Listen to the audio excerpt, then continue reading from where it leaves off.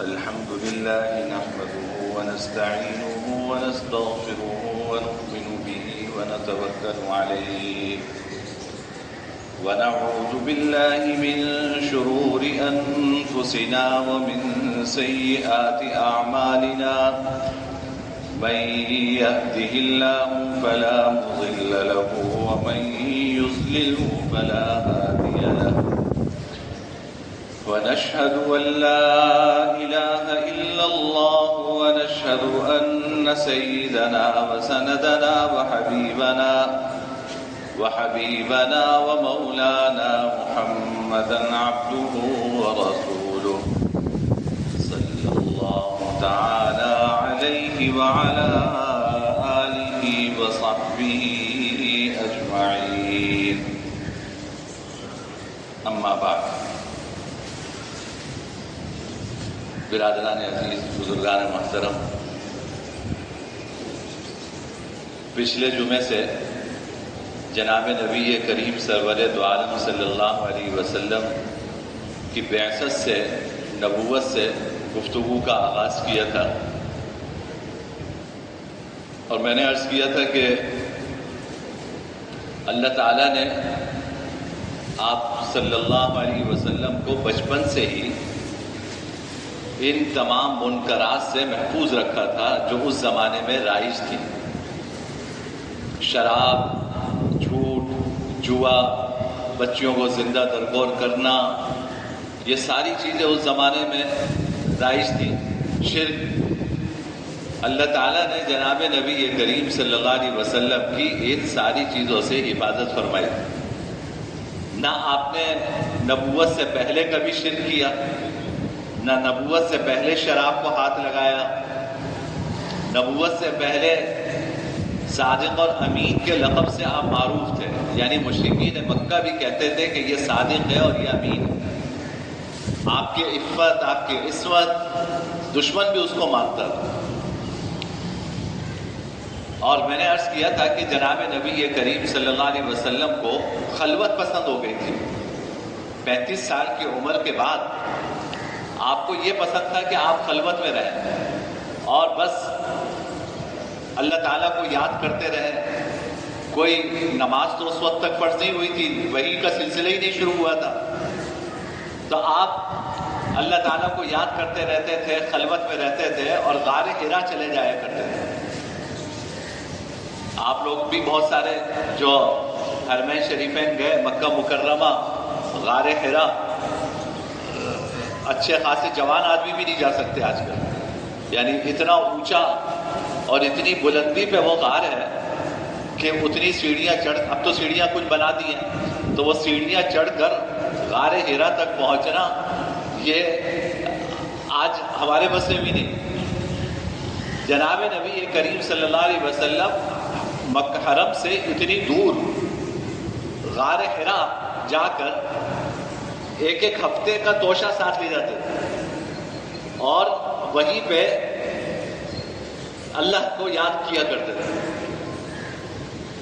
اور پھر جب نبوت کا زمانہ اور قریب آیا تو اللہ تعالیٰ نے رویا صالحہ کا سلسلہ شروع فرمایا، یعنی اچھے خواب، سچے خواب۔ 6 مہینے تقریباً یہ سلسلہ رہا کہ جناب نبی کریم صلی اللہ علیہ وسلم جو خواب دیکھتے ہیں وہ دن میں ویسے ہی وہ واقعہ پیش آتا ہے۔ حدیث سے فرمایا کہ یہ جو سچے خواب ہیں یہ نبوت کا جز ہے۔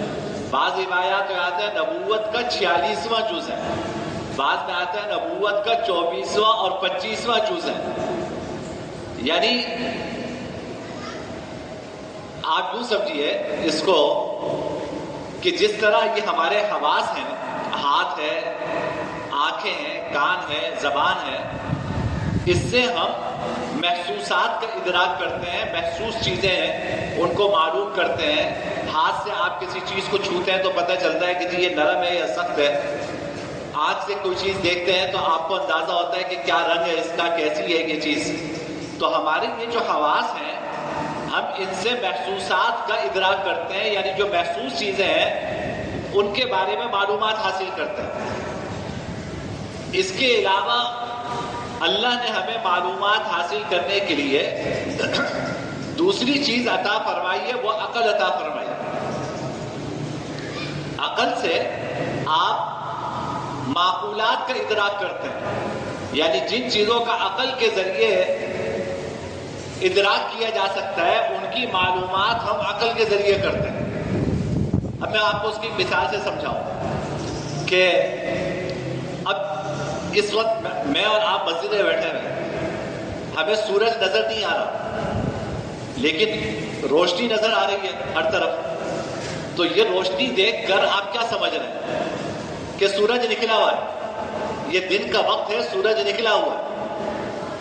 اب یہ جو آپ نے روشنی دیکھ کر یہ آپ کو علم حاصل ہوا کہ سورج نکلا ہوا ہے، یہ علم آنکھوں سے تو نہیں حاصل ہوا، یہ علم ہاتھ سے بھی نہیں حاصل ہوا، یہ چیز ہمیں ہماری عقل نے بتلائی کہ عام طور پہ جب اس طرح کی روشنی ہوتی ہے تو اس وقت سورج نکلا ہوا ہوتا ہے۔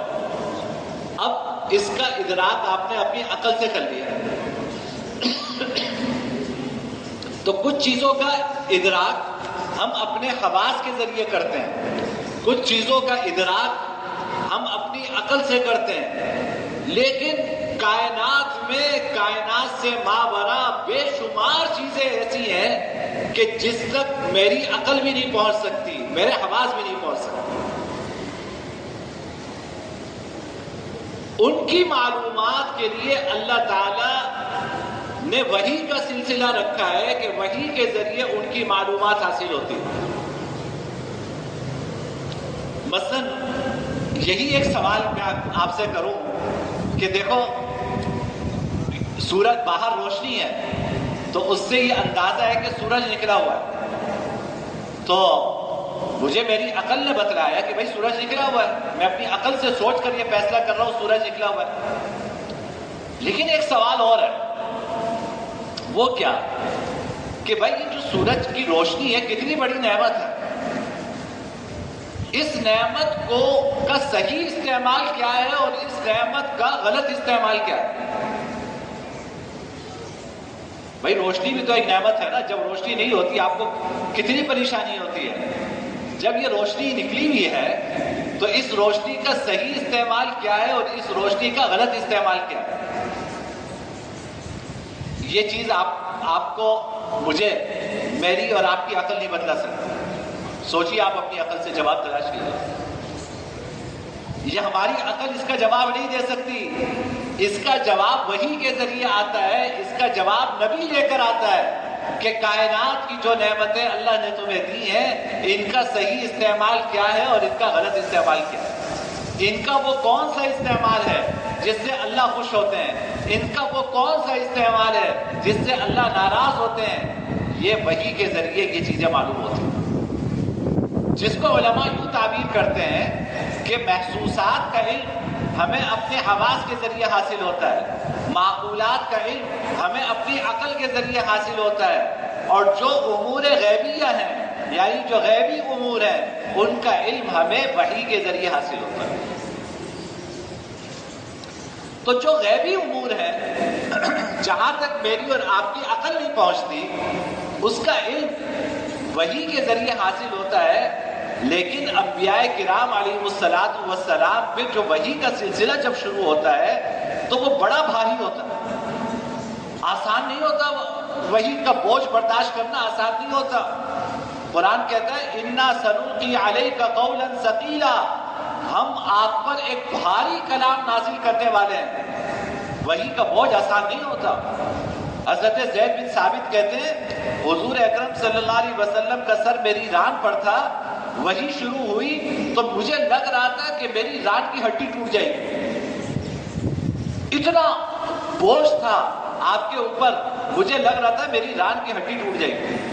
حضرت عائشہ فرماتی ہیں کہ سخت سردی کے موسم میں وحی کا سلسلہ شروع ہوتا تو آپ پسینہ پسینہ ہو جاتے۔ تو یہ جو امور غیبیہ کا علم وحی کے ذریعے اللہ تعالیٰ انبیاء کرام علیہ الصلاۃ والسلام کو عطا فرماتے ہیں، ایک دم یہ سلسلہ شروع نہیں کیا جا سکتا، یہ بڑا بھاری اور بھاری بھرکم چیز ہے یہ، اس لیے وحی سے مناسبت پیدا کرنے کے لیے وحی سے پہلے رویا صالحہ کا سلسلہ شروع ہوتا ہے. انبیاء کرام علیہ السلام کو سچے خواب نظر آنا شروع ہوتے ہیں اور اس سے غیبی باتیں معلوم ہوتی ہیں. وہ سچے خواب آتے ہیں. اب ذرا انسیت پیدا ہو جاتی ہے طبیعت میں. جب انسیت پیدا ہو جاتی ہے تو پھر وحی کا سلسلہ شروع ہوتا ہے. تو اس لیے سچے خوابوں کو نبوت کا 46واں یا 24واں جز قرار دیا کہ امور غیبیہ کا علم، غیب کی باتوں کا علم حضرات انبیاء کرام علیہ السلام کو وحی کے ذریعے دیا جاتا ہے. لیکن وحی کا برداشت کرنا آسان نہیں ہوتا، تو اس سے مانوس کرنے کے لیے سچے خوابوں کا سلسلہ شروع ہوتا ہے. اور انبیاء کرام علیہ السلام کو نبوت ملنے کے بعد ان کے خواب بھی وحی بن جاتے ہیں. نبوت سے پہلے خواب وحی نہیں ہوتے ہیں، لیکن نبوت کے بعد ان کے خواب بھی وحی بن جاتے ہیں. تو یہ سچے خوابوں کا سلسلہ شروع ہوا. اور آپ یہ بھی سمجھ لیں بھائی، یہ جو سچے خوابوں کا سلسلہ ہوتا ہے یہ انبیاء کرام علیہ السلام کے خواب ہوتے ہیں، میرے اور آپ کے خواب نہیں ہوتے. یہاں لوگوں کا مسئلہ یہ ہے کہ رات سوئے، کچھ دن بھر لڑائی ہوتی رہی، رات کو جو ہے وہ بھی خواب میں لڑائیاں دیکھی اور صبح آ کے امام صاحب سے پوچھ رہے جی میں نے آج یہ خواب دیکھا. تو وہ سارے خواب واب کیا ہیں؟ وہ تمہاری دن بھر کی لڑائیاں ہیں.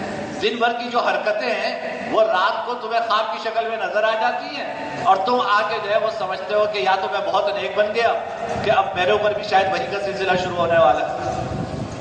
یہ ساری ایسی بیکار باتیں ہیں. حدیث میں آتا ہے اصدقہم رؤیا اصدقہم حدیثا.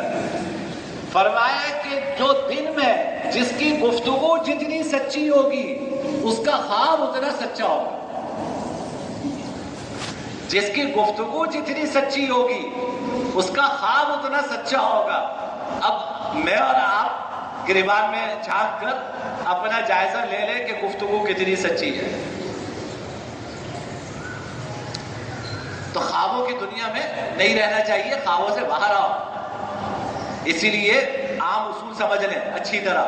خواب کی بات آ گئی تو بیچ میں ذکر کر دوں آپ سے. انبیاء کرام علیہ السلام کا خواب حجت ہوتا ہے. میرا اور آپ کا خواب فرض کریں کہ سچا بھی ہو. اول تو یہ نہیں پتا کہ سچا ہے یا دن بھر کے جو دماغ میں خیالات گھوم رہے ہیں وہی خواب کی شکل میں آپ نے دیکھ لیے. اگر فرض کرو سچا بھی ہے تو کبھی بھی خواب قابل عمل نہیں ہے. آپ سب سے پہلے اس خواب کا شریعت کے اصولوں کی روشنی میں جائزہ لیں گے کہ شریعت کے اصول کے مطابق ہے یا اس کے خلاف ہے. اگر شریعت کے اصولوں کے خلاف یہ خواب ہے تو ایسا خواب قابل عمل ہرگز نہیں. آپ نے خواب دیکھا اور صبح آپ نے خواب کیا دیکھا کہ جی میں خواب میں ہوں، کوئی آدمی آیا اور کہا کہ جی اب تمہیں نمازوں کی ضرورت ہے. تم پہنچ گیا، تمہیں نمازوں کی ضرورت نہیں ہے. تو آپ جب مجھے آ کے یہ خواب سنائیں گے تو میں سب سے پہلے دیکھوں گا کہ بھائی یہ قرآن و سنت کے خلاف ہے یا نہیں ہے. تو واضح بات ہے کہ بھائی نماز فرض ہے. یہ نماز حضور کو معاف نہیں ہوئی تو امت میں سے کس کو معاف ہو سکتی ہے؟ آپ کا خواب جو ہے آپ نے یہ دیکھ لیا ہو کہ آپ کے اوپر نماز نہیں ہے، آپ نے یہ دیکھ لیا ہو خواب میں کہ جبرائیل امین آپ کے پاس آ گئے ہیں. یہ ساری چیزیں قابل اعتبار نہیں ہیں. وجہ یہ ہے کہ یہ قرآن و سنت کے اصولوں کے خلاف ہے.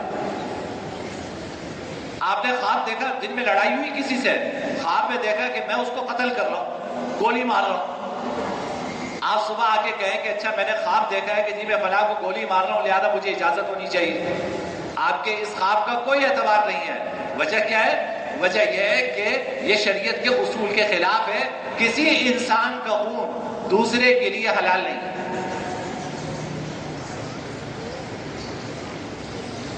کسی انسان کا لا یحل دم امرئ مسلم، کسی انسان کا خون کسی دوسرے انسان کے لیے حلال نہیں ہے. آپ کے خواب کی کوئی حیثیت نہیں.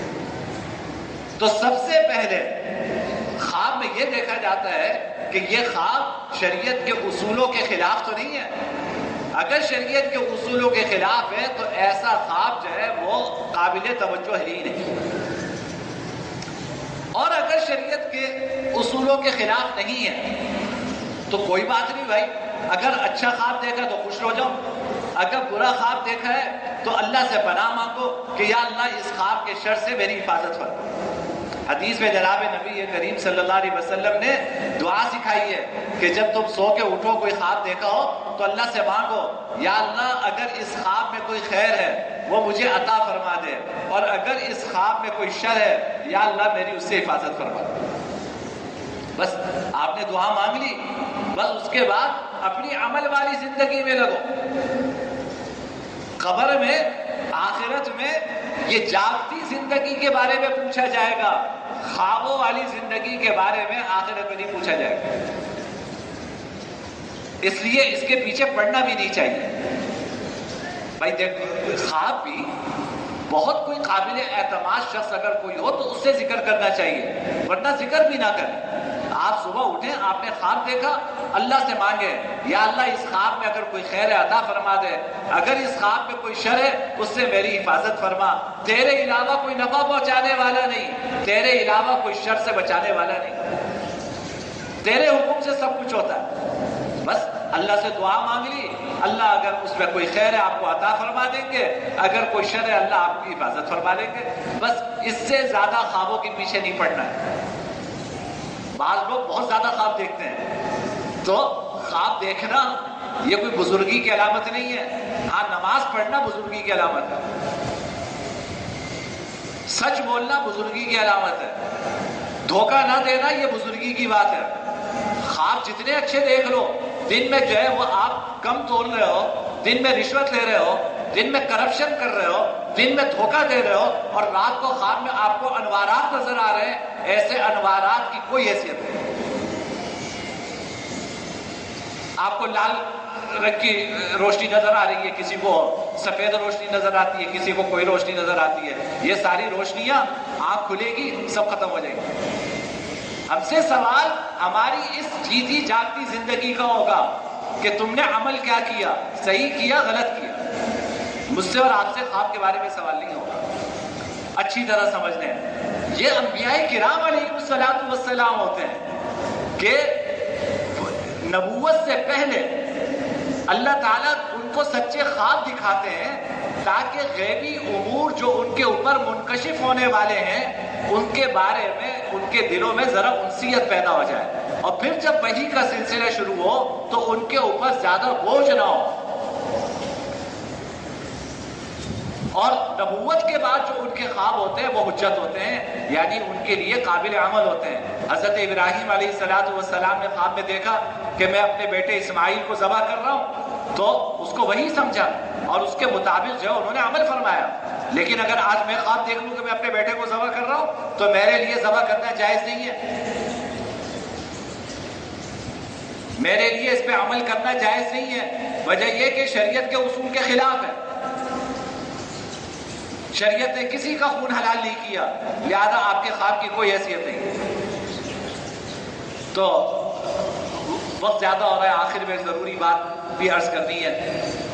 تو خلاصہ یہ ہے کہ میں عرض کر رہا تھا کہ جناب نبی کریم سرور دو عالم صلی اللہ علیہ وسلم کا نبوت کا وقت جیسے جیسے قریب آ رہا تھا تو اللہ تعالیٰ نے برائیوں سے تو ویسی حفاظت فرمائی تھی, خلوت نشین ہو گئے تھے آپ, خلوت پسند ہو گئی تھی, اور پھر اللہ تعالیٰ نے سچے خوابوں کا سلسلہ شروع فرمایا. اور پھر 17 رمضان جب آپ کی عمر 40 سال کی ہوئی تو اللہ نے پہلی وحی نازل فرمائی, جس کے بارے میں اگلے جمعے عرض کروں گا کہ وہ وحی کیسے ہے. دوسری بات جو مجھے آج عرض کرنی ہے کہ بھائی 14 اگست آ رہا ہے, بدھ کے دن ہے غالباً 14 اگست, تو بہت خوشی کی بات ہے اللہ تعالیٰ نے ہمیں یہ ملک عطا فرمایا, ہمیں آزادی عطا فرمائی, تو اس پہ جتنا اللہ کا شکر ادا کرے کم ہے. لیکن بس دست بستہ آپ سے گزارش یہ ہے کہ دیکھو اللہ کی نعمت ہے نا, اللہ نے کتنی بڑی نعمت تمہیں دی. اللہ کی نافرمانی کر کے اللہ کو ناراض نہ کرو. ہمارے یہاں پتہ نہیں یہ کہاں سے ہمارے ذہنوں میں آ گیا، پتہ نہیں شاید ہندوؤں کے ساتھ رہے ہیں وہاں سے آیا ہے یا کیا ہے، پتہ نہیں، اللہ جانتا ہے، کہ ہمارے یہاں ناچے گائے بغیر تو خوشی ہوتی نہیں۔ جب تک میوزک نہ ہو، لفنگے ناچے نہیں، یہ جو شادیوں میں جن کو ڈوم جن کو بلاتے ہیں، جب تک ان کو بلائے نہیں اس وقت تک ہمارے یہاں ہم سمجھتے ہیں کہ خوشی ہم نے منائی نہیں۔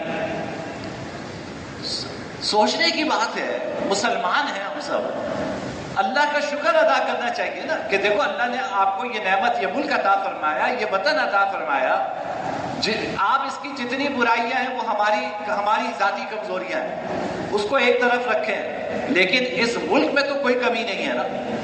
اس ملک میں اللہ نے آپ کو ہر طرح کی نعمتیں عطا فرمائی، اتنی زرخیز زمین عطا فرمائی، سب پہاڑ عطا فرمائے، پانی کے چشمے، دریا، برفانی تودے، وہ آپ کو گلیشیئر آپ کو عطا فرمائے، یعنی آپ کے لیے جو نعمتیں اللہ رکھ سکتے تھے اللہ نے وہ آپ کو اس ملک میں عطا فرمائے، بے شمار قسم کے پھل عطا فرمائے، اتنے ذائقے دار پھل عطا فرمائے، زرعی پیداوار آپ کو عطا فرمائی، یہ ساری نعمتیں اللہ نے آپ کو عطا فرمائی، اس پر جتنا اللہ کا شکر ادا کرے کم ہے۔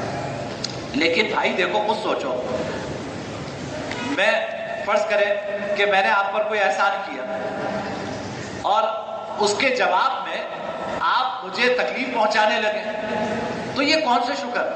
یہ تو کتنی خساست و ذلت کی بات ہے کہ ایک آدمی آپ پر احسان کر رہا ہے اور آپ اس کو اذیت پہنچانے کی در پہ۔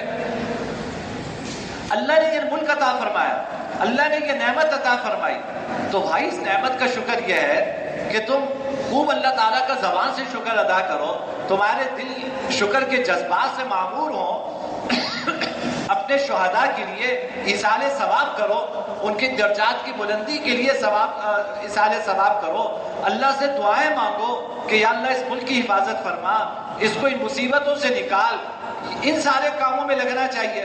ہمارے یہاں یہ ہے کہ آزادی ہے، تو آزادی کا مطلب کیا؟ آزادی کا مطلب یہ کہ ایک اجتماع ہوگا جہاں میوزک بھی ہوگا، جہاں ڈانس بھی ہوگا، جہاں لچے لفنگے آوارہ سارے جمع ہوں گے، اور جمع ہونے کے بعد ان کا رقص ہوگا، آپ وہ تماشا دیکھیں گے، یہ آپ آزادی کی نعمت کا شکر ادا کریں گے۔ پھر کہتے ہیں کہ جی ہمارے حالات نہیں بدلتے، ایسی ناشکری قوم کے حالات کیسے تبدیل ہوں گے؟ اب ناشکرے پن کبھی کوئی حد ہوتی ہے اس کی۔ یہاں پروگرام بن رہے ہیں پہلے سے کہ بھائی 14 اگست آئے گا تو وہاں پہ فلاں گویے کو بلایا جائے گا، وہ ڈانس کرے گا، وہ گانے گائے گا، اور افسوس کیا ہے، جس سے آزادی حاصل کی تھی انہی کے گانوں پہ ڈانس کرے گا، گانے بھی اپنے نہیں یعنی جن سے آزادی حاصل کی تھی، جن ہندوؤں سے چھوٹ کر آئے تھے، جن ہندوؤں اور سکھوں نے ہمارے آباء و اجداد کو شہید کیا تھا، لاکھوں لوگوں نے اپنی جانیں نچھاور کی تھی، ماؤں کی عصمتیں قربان ہوئی تھی، انہی ہندوؤں کے گانوں پر آپ آزادی بناتے۔ کوئی شعور ہوتا ہے انسان کے اندر، کوئی فہم ہوتی ہے، کوئی سمجھ ہوتی ہے، نہ جانے ہماری عقلوں کو کیا ہوا۔ اللہ کی نعمت کا شکر ادا کرنے کا یہ کوئی طریقہ ہے؟ آپ موٹر سائیکل کا سیلنسر نکالیں گے اور موٹر سائیکل جو ہے وہ چلائیں گے تیز رفتاری سے، اور شور شرابہ، کوئی نہ بیمار گھر میں سکون سے رہ سکے گا، نہ کسی ایمبولینس کو جانے کا راستہ ملے گا۔ کیوں؟ قوم جشن منا رہی ہے، مریض سسکتا ہوا ایمبولینس سے مر جائے گا، اس کی جان وہی نکل جائے گی۔ بیمار آدمی آپ کے شور سے اس کو کل مرنا تھا، آج چلا جائے گا دنیا سے، آپ جشن منا رہے۔ میرے بھائی، اللہ کو ناراض نہ کرو، اللہ نے نعمت دی ہے، اس نعمت کی قدر کرو، یہ عزم کرو، یہ سوچو کہ اس ملک کو ہم کیسے مضبوط کر سکتے ہیں۔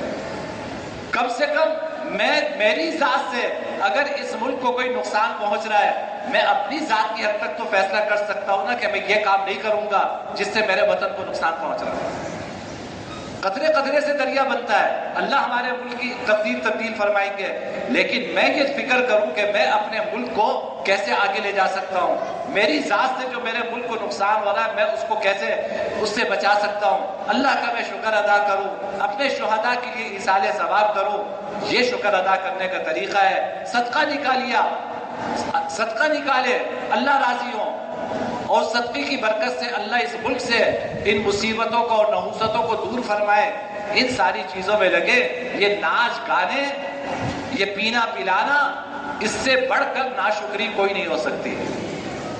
اور پھر اس کے اللہ تعالیٰ کی طرف سے اس ناشکری کے اوپر جو عذاب مسلط ہوتے ہیں ہمارے اوپر، آپ کہتے ہیں کہ جی ہماری تو قسمت ہی نہیں بدل رہی، تقدیر ہی نہیں بدل رہی. جب تک آپ اپنے آپ کو نہیں تبدیل کریں گے اللہ بھی اپنی تقدیریں تبدیل نہیں فرماتا. اللہ تعالیٰ ہم سب کو سمجھ نصیب فرمائے. وآخر دعوانا الحمدللہ.